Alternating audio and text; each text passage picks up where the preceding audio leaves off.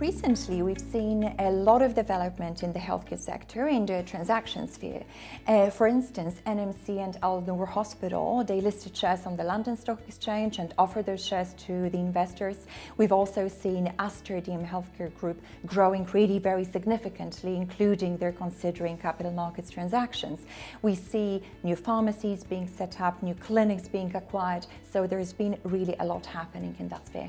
I'd say the clean fuels project has been big and it is coming toward fruition.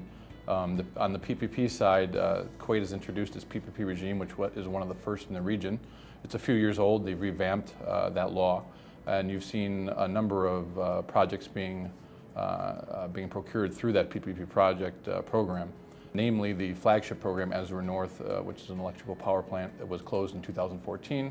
And they've issued a number of PPP projects and tenders under that power, transport, rail, metro, things of that nature. In addition to the PPP infrastructure projects, we've seen a number of transactions under KDIPA, which is the Kuwait Direct Investment Promotion Authority, to allow direct investment into the country, including up to 100% foreign investment in Kuwaiti companies. The two most significant corporate transactions which we have been involved in are the Novartis GSK merger and also the corporatisation of Riyadh Airport. Probably the second is the most significant in terms of landscape, in that it represents clearly a decision made by government to make its operations more efficient, to try and commercialise those operations, probably with a view to prioritisation. And indeed, in relation to the airport, the government has recently announced that there will be a prioritisation of that asset. So I think we're going to see more of that. Devaluation of the Egyptian pound has opened up more opportunities for acquisitions in Egypt.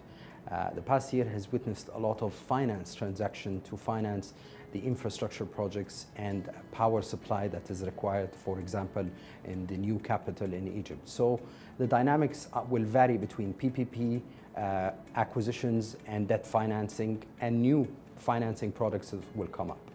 It has changed the legal landscape quite significantly, especially in the UAE, Oman, and even other countries throughout the region. And what do I mean by that? For instance, local authorities who regulate sectors concerned, especially education and healthcare sector, they're now prepared to accept different types of structures for transactions. Those that used to be very popular in other parts of the world, those structures are coming to the region. Authorities are also much more flexible than they used to be. They've opened up to approving new products to the market.